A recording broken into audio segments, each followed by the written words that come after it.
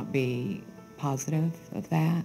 I knew what it meant to have a preemie baby. In fact, when I basically ruptured my membranes, I went almost into shock. They couldn't get veins on me. I knew what it meant to have a preemie, and I had not wanted a preemie. That was one of the things of American medicine that I actually didn't believe in, saving these little micro preemies. As it turns out, I'm happy she got saved, and she did good. She was tiny. She was attached, when we saw her, she was attached to a million different tubes. My two brothers were born deaf. My oldest brother was born deaf. He's 24. And my twin brother was born deaf also. And he was also born with spinal meningitis. And so he's paralyzed from the waist down. And my oldest brother was diagnosed with blindness when he was 11 years old, and that's what made my parents get my other brother checked, and so they're both diagnosed with deaf blindness, and their sight is deteriorating. They're not completely blind, but they see spots and tunnel vision. Their peripheral vision's completely gone. It was kind of hard. I didn't see him for the first 5 days of his life because he was life-flighted to another hospital. So when I met the doctors and met my son for the first time, they told us that he would pretty much be a vegetable. They didn't mention deaf blindness, nothing of that nature. They just told us to consider his final moments on this earth and take it from there.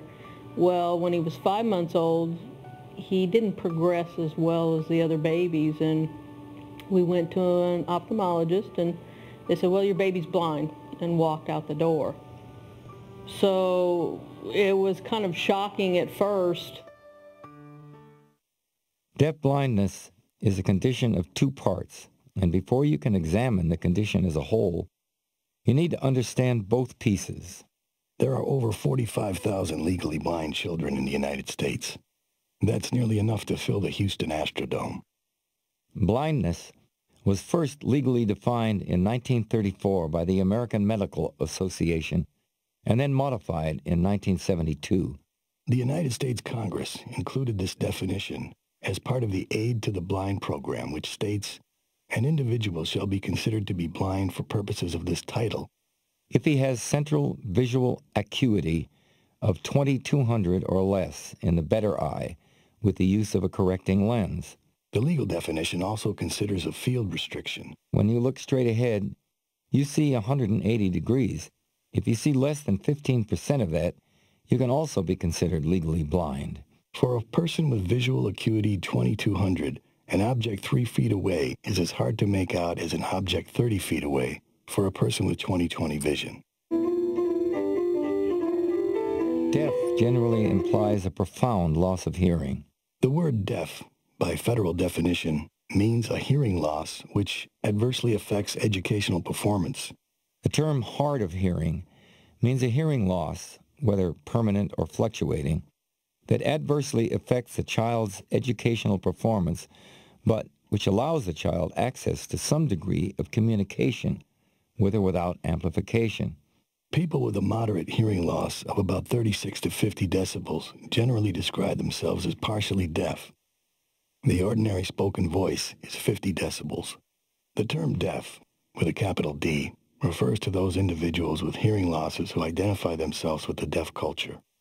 These individuals view themselves as a population united by a common heritage, a shared experience, a multi-generational history, and a language, American Sign Language, or ASL.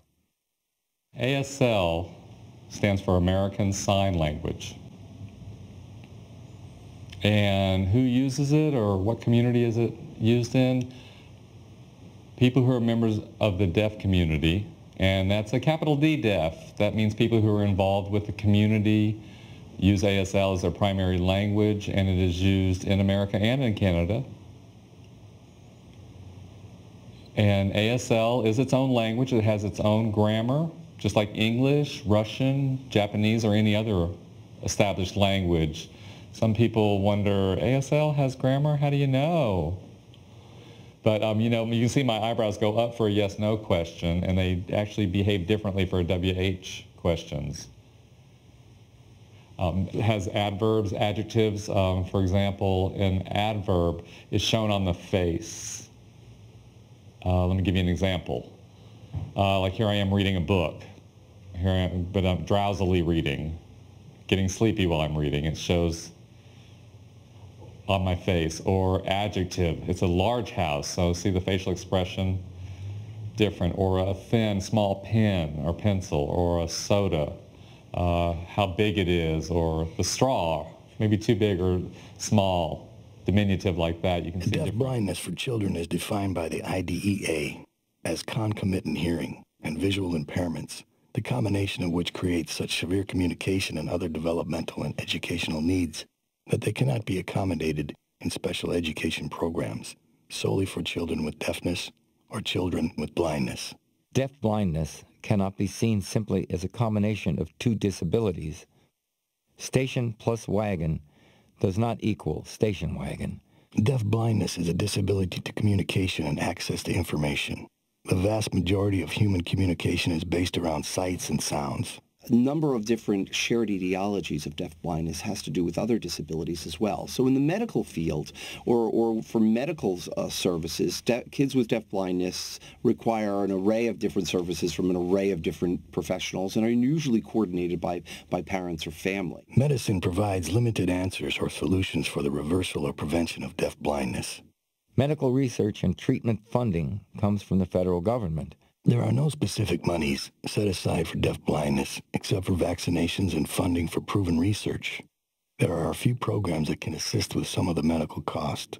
Each individual impairment is treated and researched, but the right treatment for a specific condition is difficult to obtain. As an audiologist, one of our responsibilities is to evaluate the hearing loss of a child. And of course, if a child is deaf or potentially deaf, that's where we fall in doing that. Audiological assessments are used to gauge hearing loss. These use several elements. The American Speech-Language Hearing Association breaks the assessment down into a few categories. In physical examination, audiologists will look at the outer ear, known as the pinna. The tympanic membrane, or eardrum as you may know it, is examined for any perforation or infection. You can see a reflection of the light that we use to look into the ear. That's called the cone of light.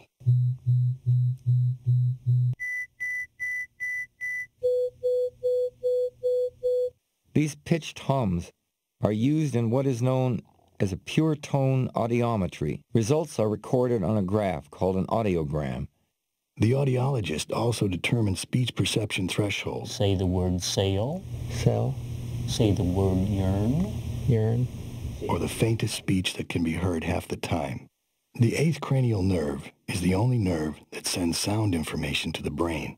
Cochlear implants have been the largest breakthrough in treatment to restore hearing loss. A cochlear implant basically is where the surgeon goes in, drills a hole in the back of the head, runs a wire down into the inner part of the ear to directly stimulate the nerve of hearing. And there can be up to 23 different electrodes in a space of about 3/4 of an inch to stimulate directly the nerve of hearing. The wire comes out and attaches to a magnet on the back of the head, and then you have a magnet inside the skull and one outside the skull on the other side of the skin going into a processor. And the processor takes the sound in, converts that into electrical impulses, and sends that to the electrodes. To get any response when they first turn on the cochlear implant is a good sign.